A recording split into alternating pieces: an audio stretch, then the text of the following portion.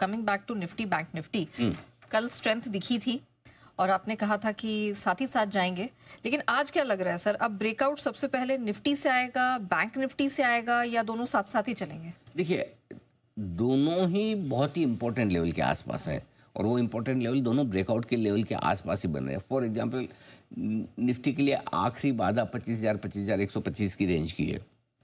आप लगभग वहाँ पहुँच चुके हैं, लगभग वहीं जाकर बंद हुए हैं और दोनों ही बड़े लेवल के पास ब्रेकआउट के लिए तैयार भी हो रहे हैं। कल एक अच्छी कोशिश भी हुई थी, दोनों की हुई थी कोशिश। निफ्टी भी 25,075 तक पहुंचा, बैंक निफ्टी भी 55,875 तक पहुंचा। तो ब्रेकआउट को कोशिश, जोश मिल नहीं पाया, थोड़ा और चाहिए था। उसका रीज़न ये कि ग्लोबल तो सपोर्ट है। कल भी डाउ फ्यूचर्स दिन भर ऊपर थे। एफआईएस के खरीदारी के नंबर ही थे शुक्रवार को, लेकिन एक तो मन में ये डर था कि एक दिन खरीदते एक दिन नहीं खरीदते तो क्या पता आज बेच तो न दे। और दूसरा ये कि थोड़ा सा ऊपर के लेवल पे आने पर खरीदारी का जो क्वांटम है, मात्रा है, वो कम हो रही है। तो जो जैसा जोश ये था, अच्छा रिजल्ट्स भी ज़्यादा थे नहीं कि जिसके दम पर आप भाग जाएं, तो इसलिए कल थोड़ा आकर भी अटक गए। एक्चुअली मेरा ये समझना है 25,125 ये निफ्टी का लेवल है। इसको पार करने पर निफ्टी ब्रेकआउट दे देगा, बंद होना चाहिए। बैंक निफ्टी के लिए वैसे लेवल थोड़ा दूर का है 56,100 का, लेकिन 55,700 के ऊपर बंद होने पर भी एक तरह से आपको मिल जाए ब्रेकआउट 55,650 700 जो लाइफ हाई क्लोजिंग है। तो कुल मिला के दोनों ही तैयार है। दोनों में से थोड़ा सा बेहतर मजबूत बैंक निफ्टी दिख रहा है पिछले 2 दिनों के मूव के हिसाब से, कि शायद कोशिश पहले बैंक निफ्टी करे ब्रेकआउट देने की, ये संभावना बन सकती है। ठीक है, लेकिन दोनों के ब्रेकआउट में एक फ़र्क है, हाँ ये बताना ज़रूरी है।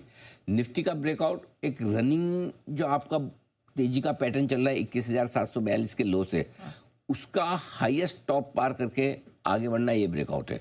वहीं बैंक निफ्टी का ब्रेकआउट जो है ना, बैंक निफ्टी का ब्रेकआउट लाइफ हाई का ब्रेकआउट है। हाँ करेक्ट। आप जो 22 अप्रैल को अपना लाइफ हाई बना चुके हैं बैंक निफ्टी में 56,098 का, और वो ब्रेकआउट ज़्यादा हुआ है। अच्छा, बैंक निफ्टी के ब्रेकआउट की क्वालिटी और भी बढ़िया होती है। क्यों होती है मैं बता दूँ। 23 अप्रैल को बनाया था 56,098, 23 अप्रैल से आप आज 23 मई पार कर चुके हैं, 1 महीना हो गया। तो आपने पुराना लाइफ हाई बनाया, उसके बाद 1 महीना आपने टाइम पास भी किया है।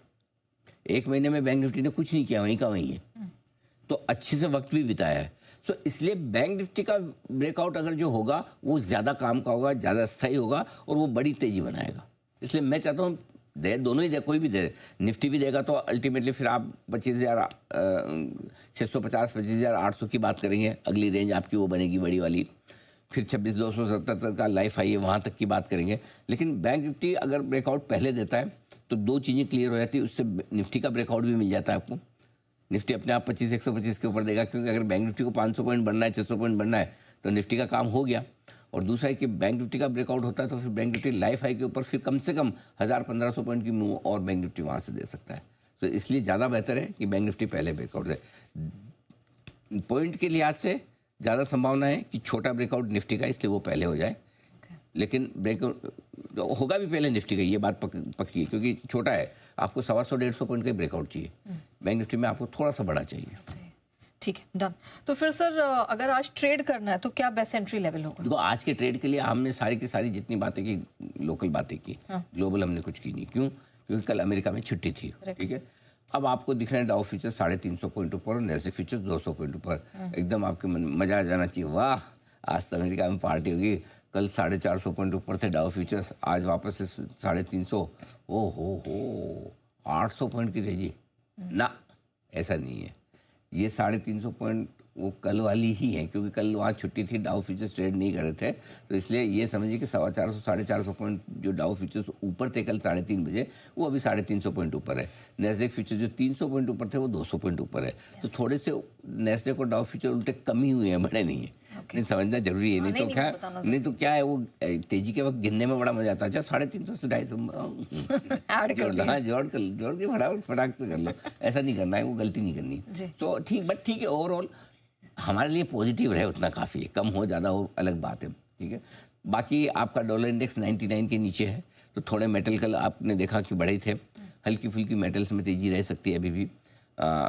बाकी फार्मा स्टॉक्स में कुछ ना कुछ ठीक ठाक सी खबरें आ रही है, तो वहाँ पर थोड़ी हल्की फुल्की खरीदारी है। पीएसयू स्टॉक्स ठीक दिख रहे हैं, वहाँ पर तेज़ी बन रही है। सो सेक्टोरल रोटेशन कुछ ना कुछ आपको चलता रहेगा, थोड़ा थोड़ा चलता रहेगा। मानसून आ गया समय से पहले, तो जो गर्मी वाले स्टॉक्स हैं ना, थोड़े पावर ये ठंडे हो गए, एसी वेसी फ्रिज वाले ठंडे हो गए, लेकिन दूसरे बढ़ गए आपके, थोड़े एफएमसीजी वगैरह में थोड़ी तेजी आ सकती है। तो ये कुल मिला के ये आपके लिए पूरा ट्रेड सेटअप है। लेकिन जहाँ तक एंट्री लेवल का सवाल है जो आपने पूछा, तो मेरे ख्याल से 24,800 24,900 की रेंज फर्स्ट क्लास से एंट्री करने के लिए अगर इस रेंज में आए तो खरीदना चाहिए। और बैंक निफ्टी के लिए 55,200 55,400 की रेंज है अच्छी, वहाँ पर आप इंट्राडे ट्रेड्स के लिए खरीद सकते हैं। और अगर किसी को लगता है नहीं जी मैं तो गिरते मार्केट में खरीद ही नहीं पाता, हिम्मत ही नहीं होती, लाल निशान में देखते और उल्टा डर ज़्यादा लगता है, लेने के बजाय बेचने का मन करता है, तो अगर ऐसा आप सोचते तो आप कोई अकेले नहीं है, ऐसा सोचने वाले करोड़ों लोग हैं। और अगर वैसा डर लगता है तो फिर आपके लिए तरीका दूसरा कि ब्रेकआउट पे खरीदो। या अब मेरे को तो तेज़ी के मार्केट में खरीदने में कॉन्फिडेंस आता है, थोड़ा सा लाल निशान में देखते मुझे सोचता हूँ कि बेचूंगी नहीं, तो ऐसे में 25,125 के ऊपर इंट्राडे का ब्रेकआउट होगा, 55,700 के ऊपर इंट्राडे का ब्रेकआउट होगा निफ्टी और बैंक निफ्टी में, तब खरीद लीजिए। क्लियर है? ठीक है, डन। दोनों बता दिया आपको। Okay, done sir. ओके, तो आपको एंट्री लेवल्स भी मिल गए और ये भी क्लैरिटी मिल गई कि निफ्टी बैंक निफ्टी में पहला ब्रेकआउट कहाँ आएगा, कैसे आएगा और उसका इम्पैक्ट क्या होगा। सर आगे की